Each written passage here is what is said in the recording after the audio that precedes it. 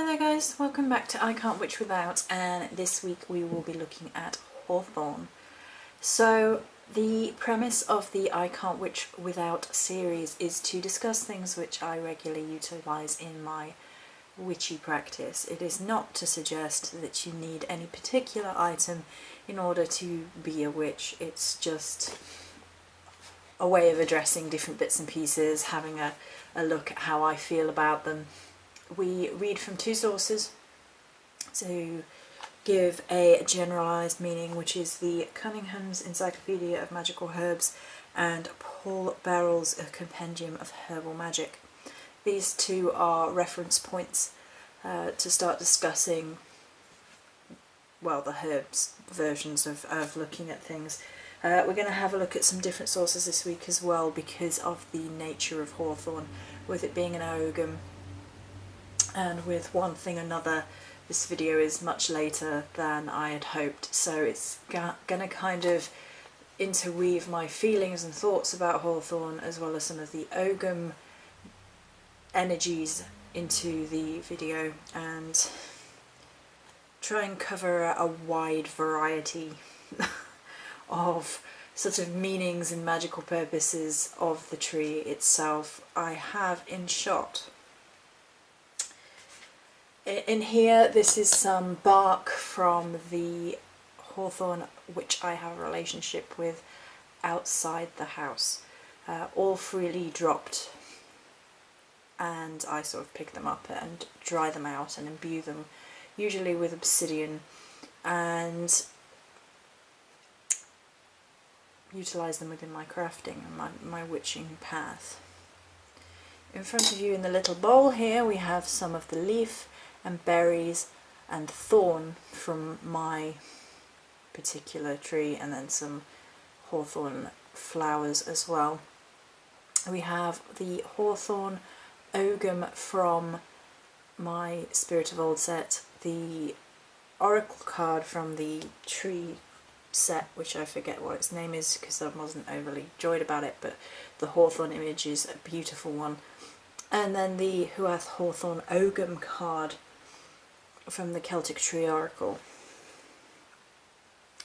So everything in front of you encompasses different energies within the Hawthorn tree itself. So we'll read from the two guideline books, starting with Cunningham's Encyclopedia. Gender masculine, planet Mars, element fire. Deities Cardia, Flora, powers of fertility, chastity, fishing magic, happiness. Ritual uses. Hawthorn was once used to decorate maypoles. At one time, hawthorns were believed to be witches who had transformed themselves into trees. Witches have long danced and performed their rites beneath the thorn. Magical properties. Hawthorn has been used to increase fertility. Because of this power, it is incorporated into weddings, especially those performed in the spring. The leaves, curiously enough, are used to enforce or maintain chastity or celibacy. The leaves placed beneath the mattress or around the bedroom for this purpose. Carried in a sachet on a fishing trip, it ensures a good catch, and worn or carried, it promotes happiness in the troubled, depressed, or sad. Hawthorn is said to protect against lightning, and in the house which it resides no evil ghosts may enter. It is also powerful for protecting against damage from storms to your home. The Romans placed hawthorn in cradles to guard the child from evil spells. In the past, most witches' gardens contained at least one hawthorn hedge. The hawthorn is sacred to the Fae and is part of the Fae triad of Britain, oak, ash and thorn, and where all three trees grow together, it is said that one may see fairies. We will expand upon that when we discuss bits and pieces in a minute. Right, so from the Compendium of Herbal Magic, fertility herb, herb of love, religious herb, invocational to Blood-Eye Weth, Cardia and Flora, also called Hawes, Mayblossom and Thorn. Lore. From the time it blooms in May until the ripening of its small red fruit, the hawthorn is a singular tree, adding grace and beauty to any garden. It is considered sacred among many people in the British Isles, and is frequently the herb referred to when called thorn, although some may think that the reference might apply to the blackthorn. It is believed the hawthorn is protected by a goddess, and one should never harm the tree nor harvest it, the one exception, according to the Farrars, being at May Eve. Personally, I don't uphold with that. I have a relationship with my tree. I tend to only take the fallen branches and don't really mess around with it too much, but I'll harvest berries and things. Blood-eye-Weth, the May Queen, is said to be a daughter of the hawthorn, according to Robert Graves in The White Goddess. Grave writes that the goddess Cardia, mistress of Janus, protected infants through the hawthorn, which was sacred to her. The letter H is the tree in the tree alphabet is Uath, or the hawthorn, which is the 6th letter. As he does with some others, Grave considers this tree unlucky, although many with more experience would think otherwise. The historical uses recorded by Graves are very interesting.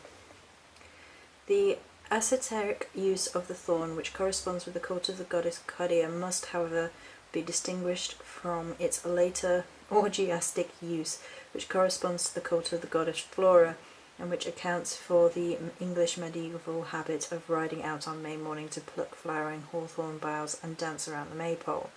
Hawthorn blossom has, for many men, a strong sense of feminine sexuality, which is why the Turks used a flowering branch as an erotic symbol.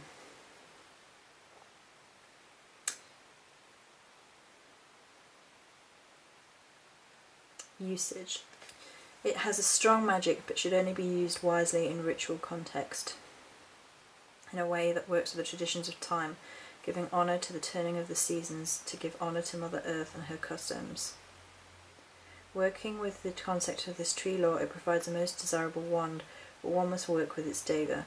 The hawthorn is closely associated with Beltane. On that note, which is the end of his thing, I'm going to show you my wand. Get my wand.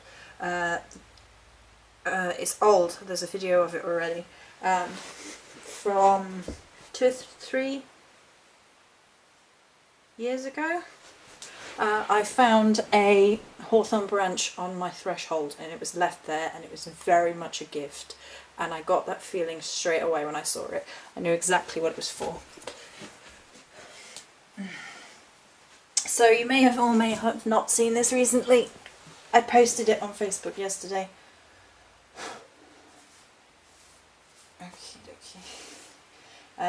It kind of took the shape of a bow, which is interesting. This is my Morrigan Hawthorn wand. It's quite long, so we'll pass it through.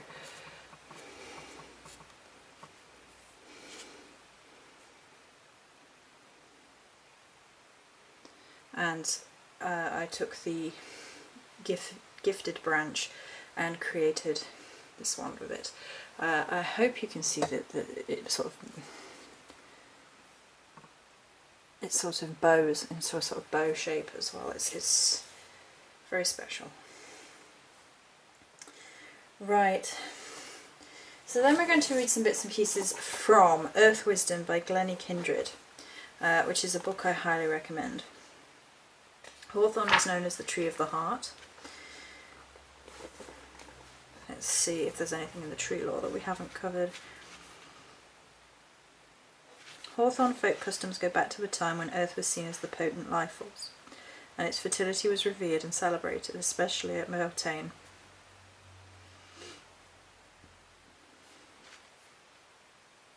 Beltane Eve was a night for revelry and the greenwood marriage, when couples reenacted the joining of god and goddess to bring fertility to the land.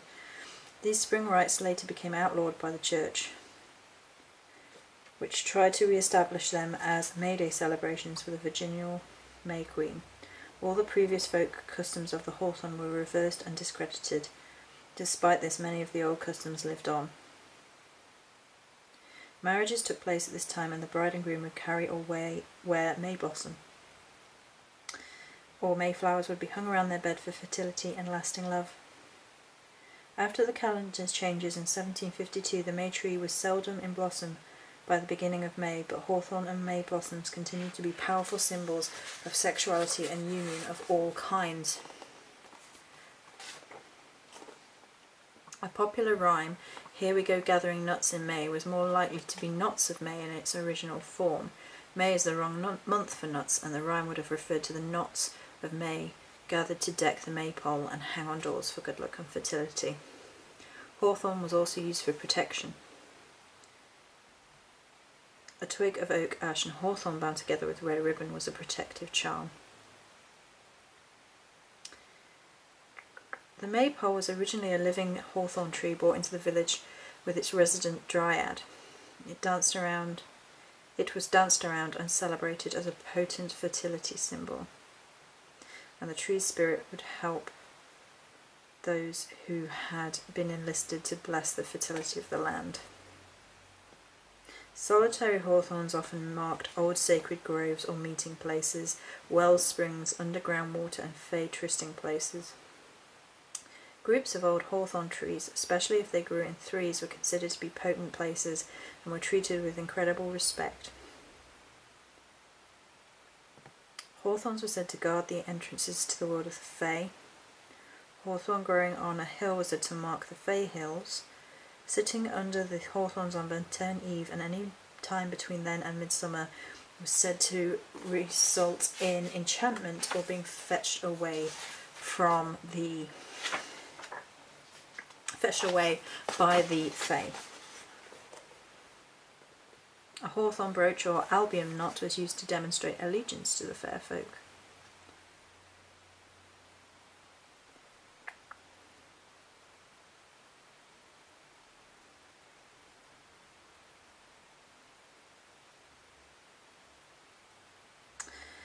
For its wisdom, hawthorn is a potent giver of life-enhancing energy that would help us to move into a more open-hearted spirituality.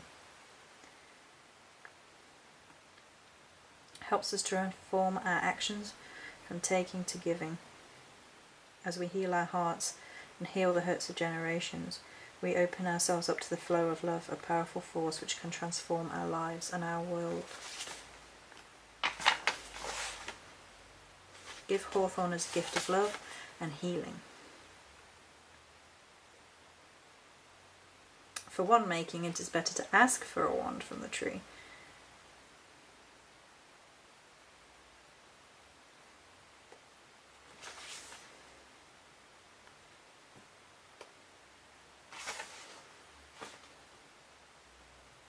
And so on. Okay. And then for an Ogham reading, I'll have a look at her Glennie Kindred's book for hawthorn.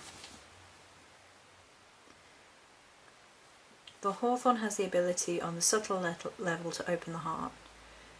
It continues and aids the process begun with the ash of healing the inner child.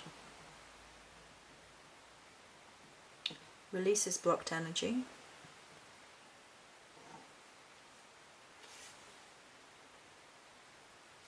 This is a wild and enchanted tree under the protection of the Fey realms and should be treated with great respect.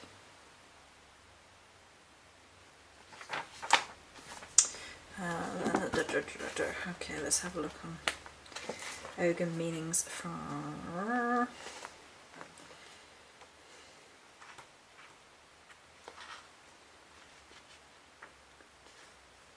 Okay, with the Ogham, hawthorn is often used to represent challenges, obstacles.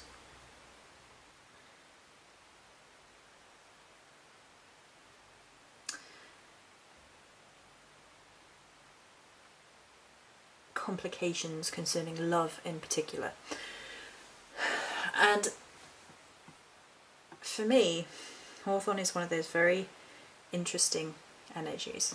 So we've heard about the oak, ash and thorn triad as being relative to the realm of the Fae, and those with a Celtic leaning on their path walking also understand that the triad of oak, ash and thorn is actually as the triad of opening the realm to the other world, connecting to the realm of the Celtic gods, who through the passage of time and sort of the Christianization of myths became demoted, if you like, to being fae and of the fae realm.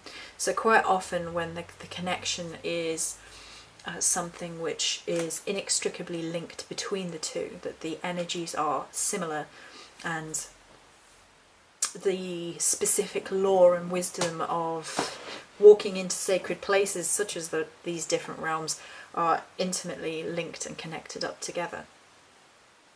For this and other reasons, the Hawthorn has often spoken to me of being intimately connected to the Morrigan, for a number of reasons.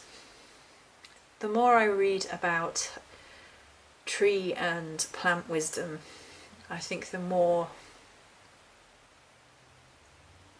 intimately connected they become in my mind, because I follow the Morrigan. The first thing that I think is worth really driving home about the connectedness of the Morrigan and the Hawthorn tree is that both require a huge amount of respect, and they are an energy which requires forming a relationship with. Oh, I'm kind of foreshadowing another video, but it's deeply important to form bonds with a hawthorn tree. Rather than just to take from it. I really do believe that, and the hawthorn tree that I have outside is a masculine energy, for certain, quite a fiery warrior energy. You sort of resonate towards Morrigan energy in this sort of bound to the land, but have a thorn side, but they're also connected to love and sex and passion. So they become this duality of lover and warrior, which fits very well into the Morrigan energies. Not her entirety, because that's impossible, but within that aspect, within that element, within her life force energy, if you like. For me, the hawthorn is also intimately tied to the idea of blood for some reason. Maybe it's the pricking of one's finger on a thorn, and perhaps it's the berries looking very much like blood droplets. And blood is one of the most potent forms of energy and magic in a pure sense of self that witches have, and it's intimately connected to the Morrigan for a number of reasons. One, blood being the rivers that flow through us, and the Morrigan being connected with rivers, and rivers being at sort of sacred offering sites to the gods, the Celtic gods in particular. Obviously, with her being a goddess of war and the blood soaking into the earth, and battlefields being about that joining of blood life force and the potent power of the Morrigan flowing through the land. For me, the two sort of intertwine in this energy through an idea of blood and life force, which also ties back to the sort of maying, the fertility rites, which one way or another blood is connected to.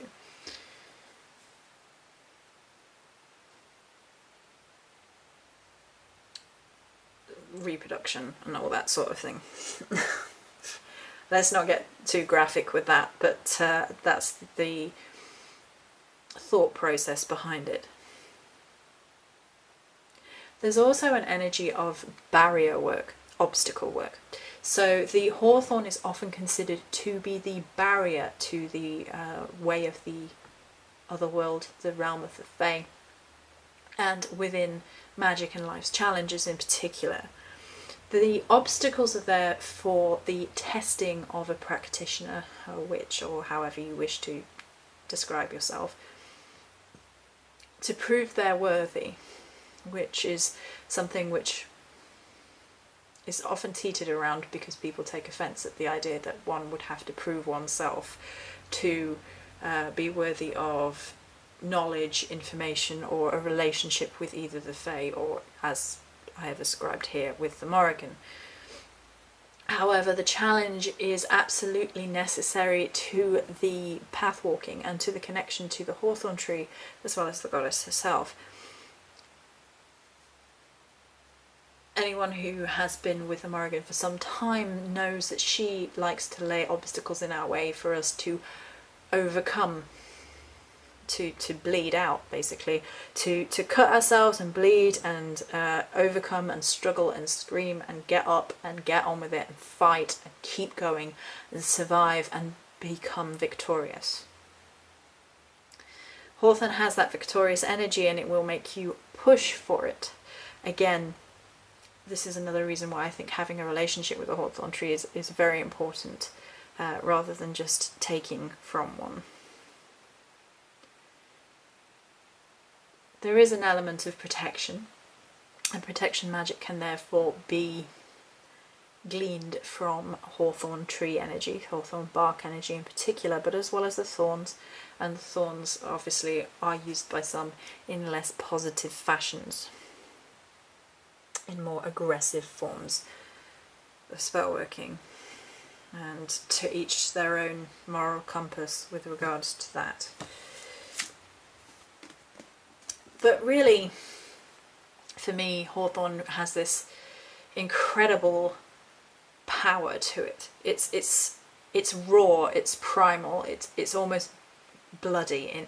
I've ascribed this whole sort of blood/warrior energy to Hawthorn, and to that I hold. I think all the thorn trees are very warrior-esque in their energies. They're deeply connected to the realm of the otherworld, which is in its own way connected to the idea of death, of dying and going through the otherworld and being reborn. So the cycles of life, which we've touched on many a time throughout my videos. And often the Hawthorn is ascribed, as some of the other thorn trees are ascribed as well, the idea of piercing the veil. So for those that overcome the trials, the Hawthorn is then turned inward and used to pierce the veil, to open the door, in that sort of role as a sort of gateway between realms.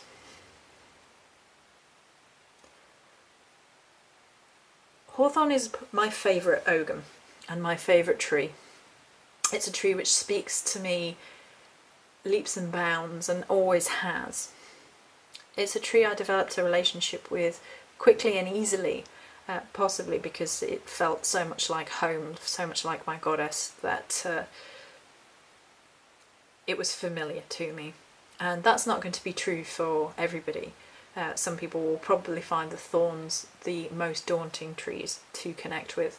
And there is an element of fear ascribed to seeing the hawthorn and the blackthorn within Ogham readings, and I find that counterintuitive depending on the rest of the situation.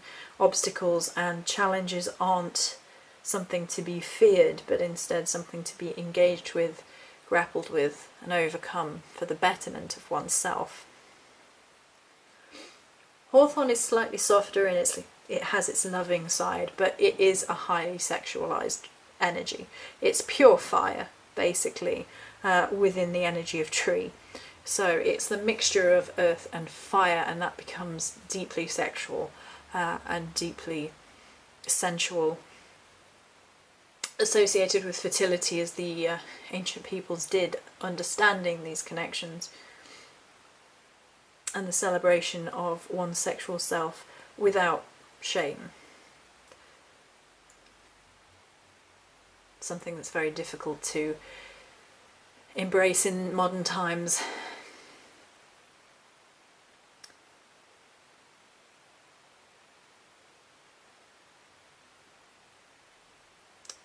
Overall, I think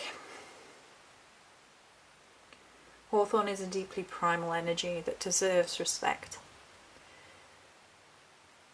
It can be challenging in itself, and I think that's part of its charm, that anything worth having is worth fighting for. That anything that's worth having is worth the challenge and overcoming. It's worth forming that relationship, it's worth putting the effort in. And I think that is one of the deep lessons of Hawthorn, that sometimes we have to bleed for things that we really truly need in order to grow. So that's it for this video about Hawthorn. Any questions, pop them down below. I'll try my best to see them, despite YouTube's determination not to tell me that the comments and things are there. Many blessings.